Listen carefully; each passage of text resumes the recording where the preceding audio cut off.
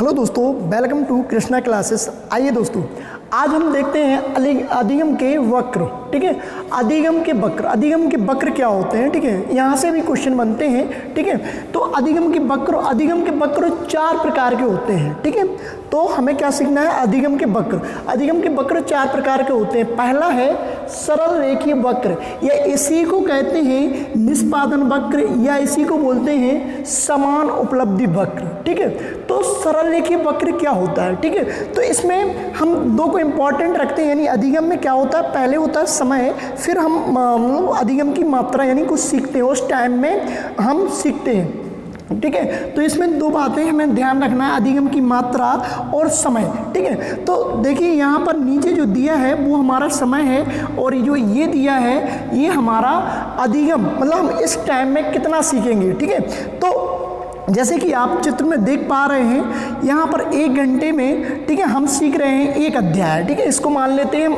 अध्याय। ठीक है, इसको क्या माने, अध्याय। ठीक है, 1 घंटे में हम सीख रहे हैं एक अध्याय, और 2 घंटे में सीख रहे हैं 2 अध्याय, और 3 घंटे में सीख रहे हैं 3 अध्याय, और 4 घंटे में सीख रहे हैं 4 अध्याय।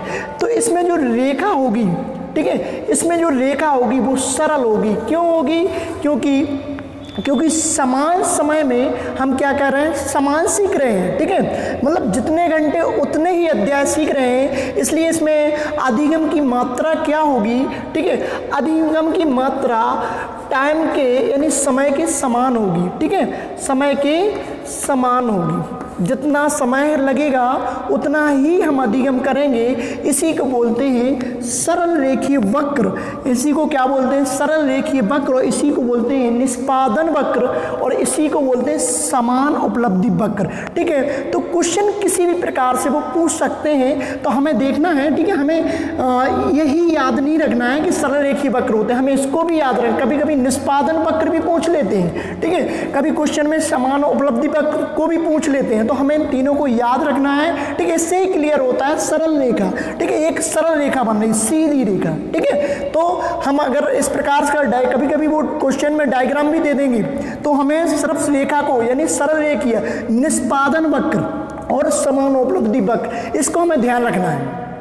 देखिए, दूसरा जो वक्र है उसका नाम है उन्नतोदर वक्र, या इसी को बोलते हैं बढ़ता हुआ वक्र, या इसी को बोलते हैं धनात्मक वक्र, या इसी को बोलते हैं सकारात्मक वक्र। ठीक है, तो इसमें क्या हो रहा है, अधिगम की मात्रा बढ़ रही है। ठीक है, उन्नतोदर वक्र, इसी को क्या बोलते हैं, बढ़ता हुआ वक्र। यानी इस वक्र में यह प्रदर्शित किया गया है कि अधिगम यानी हम सीख ज़्यादा रहे, समय की तुलना में सीख ज़्यादा रहे। जैसा कि हम यहाँ पर देख पा रहे हैं कि 1 घंटे में हम कितना सीख रहे हैं, 1.5 पेज, है ना।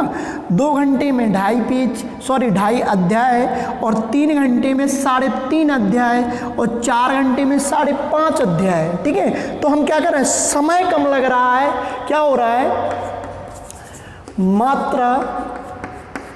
मात्रा अधिक है, मात्रा अधिक हो रही है, और समय क्या हो रहा है, समय यहाँ पर कम लग रहा है। ठीक है, कम समय में हम अधिक सीख रहे हैं। ठीक है, तो उन्नतोदर वक्र में क्या होता है कि हमारा जो वक्र होता है यानी हमारा जो अधिगम की मात्रा है वो बढ़ती रहती है। कम समय में हम अधिक सीखते रहते हैं, अधिक से अधिक प्राप्त करते रहते हैं। ठीक है, तो ये हुआ उन्नतोदर वक्र, इसी को बोलते हैं बढ़ता हुआ वक्र, या इसी को बोलते हैं धनात्मक वक्र और सकारात्मक वक्र। ठीक, देखिए नेक्स्ट जो वक्र है उसका नाम है नतोदर वक्र, या इसी को बोलते हैं घटता हुआ वक्र, या इसी को बोलते हैं ऋणात्मक वक्र या नकारात्मक वक्र।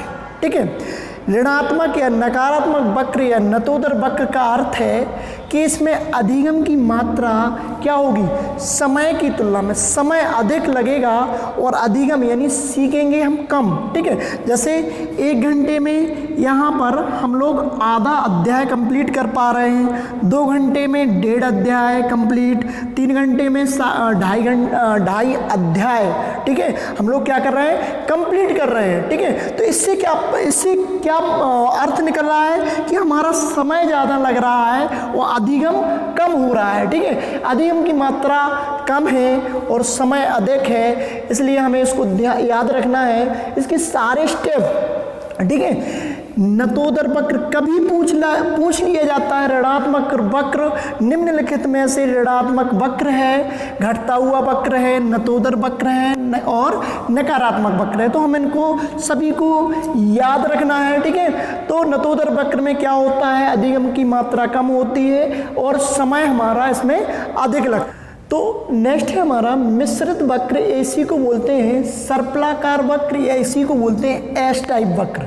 इसमें क्या होता है कि कभी अधिगम की मात्रा, ठीक है, कभी अधिगम की मात्रा बढ़ती है, कभी अधिगम की मात्रा जो है समय के से घटती है और कभी अधिगम की मात्रा समान रहती है। जैसे कि यहाँ पर हम देख रहे हैं कि 1 घंटे में कभी हम आधा अध्याय ही सीख पा रहे हैं, कभी 2 घंटे में 2 ही अध्याय सीख पा रहे हैं, कभी 3 घंटे में 3.5 अध्याय कंप्लीट कर पा रहे हैं, कभी 4 घंटे में 4 अध्याय कंप्लीट कर पा रहे हैं और 5 घंटे में 5.5। इसमें क्या हो रहा है, कभी अधिगम की मात्रा बढ़ रही है, कभी अधिगम की मात्रा घट रही है, कभी अधिगम की मात्रा समय के समान है, ठीक है।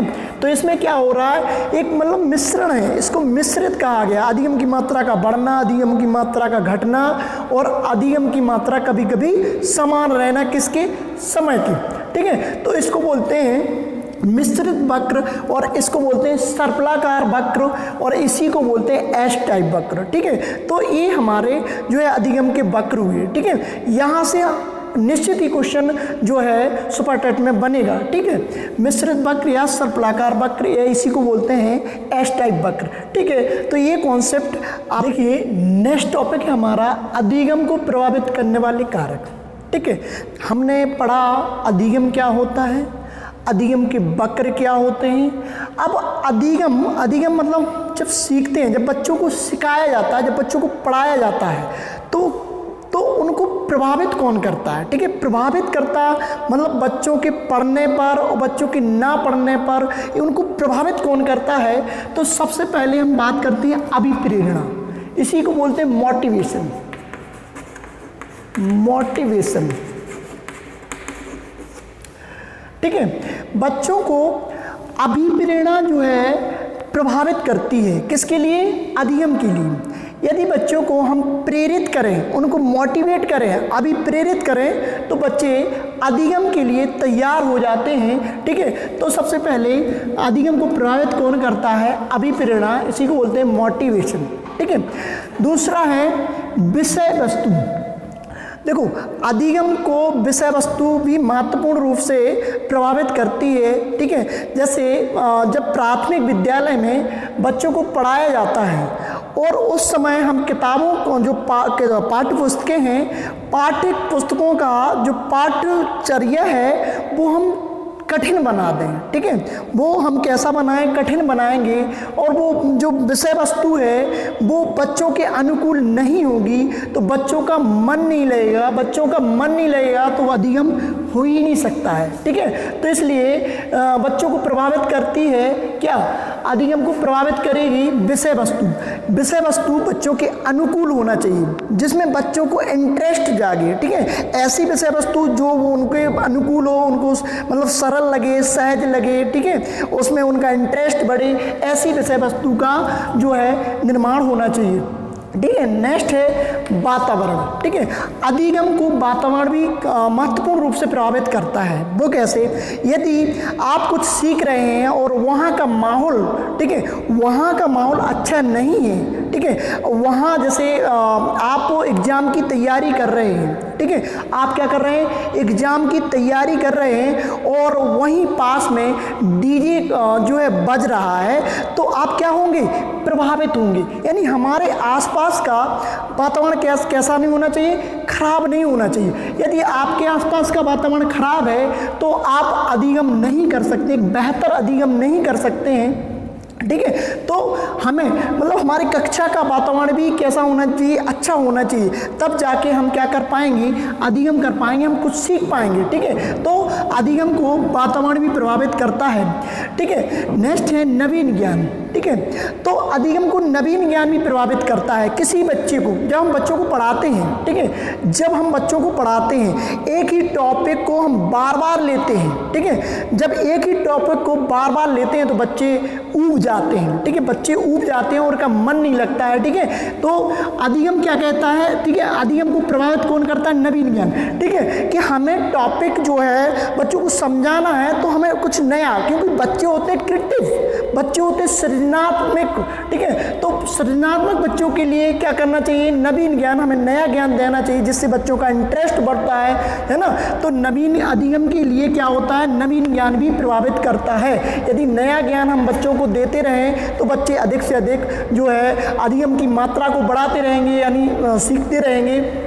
नेक्स्ट है हमारा विधियाँ, ठीक है। तो विधियाँ जो होती हैं बच्चों को पढ़ाने की विधियाँ, ठीक है, बच्चों को सिखाने की विधियाँ। देखो टीचर विभिन्न प्रकार के होते हैं, ठीक है, टीचर भी विभिन्न प्रकार के होते हैं और विधियाँ, ठीक है, पढ़ाना क्या होता है, ठीक है, हमें क्या पढ़ाना है, एक वैज्ञानिक है, ठीक है, ये विज्ञान की सोच है, ये वैज्ञानिक सोच है, लेकिन हमें कैसे पढ़ाना है ये एक प्रकार की कला है, ठीक है। तो टीचर के पास वो कला होना चाहिए बच्चों को पढ़ाने की, ठीक है, बच्चों को पढ़ाने की, ठीक है। तो विभिन्न प्रकार की विधियाँ, यदि हम बच्चों को पढ़ाने जा रहे हैं और बच्चों को हम नहीं समझ पा रहे हैं बच्चों किस प्रकार से पढ़ेंगे, तो हमें क्या करना है, हमें उस टाइम बच्चों को समझते हुए विभिन्न प्रकार की विधियों का प्रयोग करेंगे, ठीक है, विभिन्न प्रकार की विधियों का प्रयोग करेंगे। यानी विधियाँ भी अधिगम को प्रभावित करती हैं। ये कैसे होना चाहिए, मनोवैज्ञानिक आधारित होना चाहिए, ठीक है। मनोवैज्ञानिक आधारित का मतलब है कि बच्चों के मन को जानना होगा कि बच्चे किस प्रकार से पढ़ना चाहते हैं। बच्चे चाहते हैं कहानियों के माध्यम से